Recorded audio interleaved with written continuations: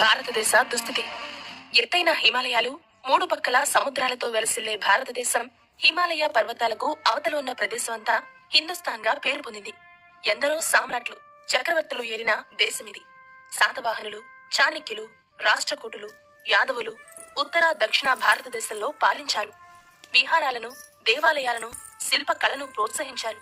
దీని ఫలితంగా ప్రజలు సుఖంగా, సంతృప్తిగా జీవనం గడిపారు. కానీ 500 సంవత్సరాల ముందు మహ్మద్ బిన్ కాసిం, ఆ తర్వాత వచ్చిన అల్లావుద్దీన్ ఖిల్జీ దండయాత్రల వల్ల ఈ పవిత్ర భూమికి గ్రహణం పట్టింది. ఈ దేశంలోని రాజుల మధ్య ఉన్న అంతర్వివాదాలు ఎక్కువై మన దేశం పరదేశీయుల పాలైంది. మనకన్నా ఎక్కువ ఆయుధాలున్న, బలవంతులైన, ఐకమత్యంతో ఉన్న విదేశీ ముష్కరులు మోసపూరిత విధానాలతో ఈ దేశాన్ని జయించారు. మొఘలుల ఆక్రమణతో యాదవుల రాజ్యం నాశనమైపోయింది. మహారాష్ట్ర, కర్ణాటక, తెలంగాణని బహమనీయులు ఆక్రమించేశారు. హైమాద్ నగరంలో నిజాం షాహీలు, బీజాపూర్లో అదీర్ షాహీలు, గోల్కొండలో కుతుబ్ షాహీలు, వీరందరికంటే బలమైన వారు మొఘలు షాహీ. ఇలా దేశం నలుమూలలా శత్రువులు ఆధిపత్యం చెలాయిస్తున్నారు. అటువంటి సమయంలో కూడా మిగిలి ఉన్న ఒక్కగానొక్క హైందవ సామ్రాజ్యం, సాహిత్యానికి, కళలకు నిలయం హంపి. విజయనగర సామ్రాజ్యం కూడా 1565లో పతనమైంది. భిన్నత్వంలో ఏకత్వం, లోక సమస్త సుఖినో భవంతు, వసుదైక కుటుంబం ఇలాంటి వాటి గురించి చెప్తూ ఈ చరాచర సృష్టిలో భగవంతుడు ఉన్నాడనే జ్ఞానాన్ని కలిగించిన దేశం. ధన సంపదలతో నిండి బంగారు పక్షిగా పిలువబడుతుంది భారతదేశం. అసలు భారతదేశం అంటే ఏంటో మర్చిపోయి అజ్ఞానంతో విధర్మేయుల పాదాల ముందు పడి తన శక్తిని పోగొట్టుకుని చేతకాని దేశంగా మిగిలిపోయింది. ఇది నిజంగా దౌర్భాగ్యమే. సరిగ్గా ఆ సమయంలోనే మహారాష్ట్రలో యుద్ధ విద్య నేర్చుకుంటూ కత్తి, బాణ, బల్ల యుద్ధంలో ఆరితేరిన ఒక యువతి తన విద్యను ప్రదర్శిస్తుంది. ఆమె పేరే జిజియా. విదేశీయులను ఓడించి మళ్లీ మన హైందవ సామ్రాజ్యాన్ని స్థాపించాలని ఆమె ఎంతగానో తప్పించేది. హిందూ దేవాలయాలు, పవిత్ర స్థలాలు ధ్వంసమైపోతున్నాయి. స్త్రీలకు రక్షణ లేకుండా పోతుంది.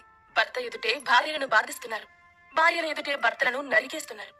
దేవాలయాల్లో విగ్రహాలను ముక్కలు చేస్తున్నారు. ఆలయ ప్రాంగణంలోనే గోవులను హత్య చేసి రక్తాన్ని చల్లుతున్నారు. వందలాది, వేలాది ప్రజలు బాధతో అరుస్తున్నా పట్టించుకునే నాదుడే లేడు. హిందువులు బలహీనలవుతున్నారు. వారిలో ప్రతీకార శక్తి తగ్గిపోతుంది. ఇక మన కర్మ ఇంతే అని అంతా సర్దుకుపోతున్నారు. మన హిందూ రాజులు కూడా విదేశీయులతో చేరి తోటి హిందువులను చంపే దౌర్భాగ్య స్థితికి చేరుకున్నారు. జిజియాబాయ్ తన చుట్టూ ఉన్న ఈ పరిస్థితిని చూసి అనుక్షణం రగిలిపోతుంది. పరిష్కారం కోసం వెతుకుతుంది. 1613వ సంవత్సరం మార్గశుద్ధ పంచమి రోజున జిజియాబాయ్ను షాహాజీ ఘోష్కిచ్చి వివాహం జరిపించారు. ఆ తర్వాత పాపం జీజా తల్లిదండ్రులను, తమ్ముడిని నిజాం రాజులు చంపేశారు. ఆమె హృదయం తల్లడిల్లిపోయింది. భర్త షాహాజీ ఘోష్ అమీర్ షా కొలువులో పనిచేయడం జీజాకు మరింత ఆందోళన పెంచింది. వీరులు పరాక్రమవంతులే విధర్మీయుల వద్ద ఊడిగం చేస్తే ఇక స్వరాజ్యం స్థాపించేదెవరు?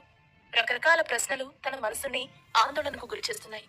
కులగురువైన దాదాజీ కన్నదేవ్తో ఈ విషయం చర్చిస్తున్నప్పుడు భోగలాలస లేనివాడు, దేశం కోసం ప్రాణమివ్వడానికైనా వెనుకాడని సాహసవంతుడు, అర్ధబలం, అంగబలం కలిగి విశేష జనవాహిని నడిపించగల సమర్థుడు అత్యవసరంగా ఇప్పుడు కావాలి. శత్రువుల పక్కలో బల్లెంలా ఉంటూ హిందూ సామ్రాజ్యం స్థాపించగల ఆ నాయకుడేడి? ఎక్కడున్నాడు? జిజియాబాయ్ ఈ పరిస్థితిలో ఆధ్యాత్మిక గురువైన స్వామి సమర్థ రామదాసును ప్రత్యక్షంగా కలుసుకుంది. స్వామి సమర్థ రామదాసు దేశభక్తి, దైవభక్తి ఈ రెండు మానవులకు ఉచ్ఛ్వాస నిశ్వాస లాంటివి. పుల్లలు 4 కలిస్తే అది మోపవుతుంది. విడివిడిగా ఉంటే అవి బలహీనమైన కట్టుపుల్లలవుతాయి. ప్రజలలో క్షేత్ర బలం తగ్గింది. ఆర్థిక పరిస్థితులు కూడా అంతంత మాత్రంగానే ఉన్నాయి. ఈ పరిస్థితి మారాలని సమర్థ రామదాసు స్వామి బోధిస్తూ జిజియాబాయిని ఆశీర్వదించి జాతి గర్వించే వీరుడికి జన్మనిస్తావంటూ భవిష్యవాణి చెప్పారు. ఆ తర్వాత జిజియాబాయ్ శివాయి దేవి మందిరానికి వెళ్లి భక్తితో చేతులు జోడించి దేవిని ప్రార్థించింది. ఎత్ర నార్యస్తు పూజ్యంతే రమంతే తత్ర దేవత. అమ్మా, ఎక్కడైతే స్త్రీ గౌరవించబడుతుందో అక్కడ దేవతలు నివసిస్తారు అంటారు. మన చరిత్రలో ఎన్నడూ జరగని మహాపాతకం మన దేశానికి ఎందుకు పట్టిందమ్మా? ఎలా పట్టింది? స్త్రీల మాన ప్రాణాలకి రక్షణ కరువైంది.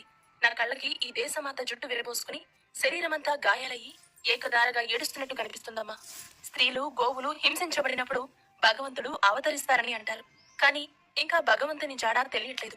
పాపాత్మల భారాన్ని ఈ భూమాత ఇంకా ఎంతకాలం మొయ్యాలి? నువ్వు స్త్రీవే కదా. స్త్రీల బాధ చూడమ్మా. తల్లి, నాకు ధన సంపదల మీద మోజులేదు. నాకు కేవలం ధర్మరాజ్యం, స్వరాజ్యం కావాలి. దేవి, ఇది సాధించగల బలవంతుడు, శక్తివంతుడు, తేజోవంతుడైన పుత్రుణ్ణి నాకు ప్రసాదించు అని జిజియాబాయ్ శివాయి తల్లిని వేడుకుంది. ఎంతో ఆశతో బాధతో ఆ భక్తురాలు కోరుకున్న కోరిక ఆ తల్లి విన్నదా? ఆ దేవి కరుణించిందా? జిజియాబాయి కడుపున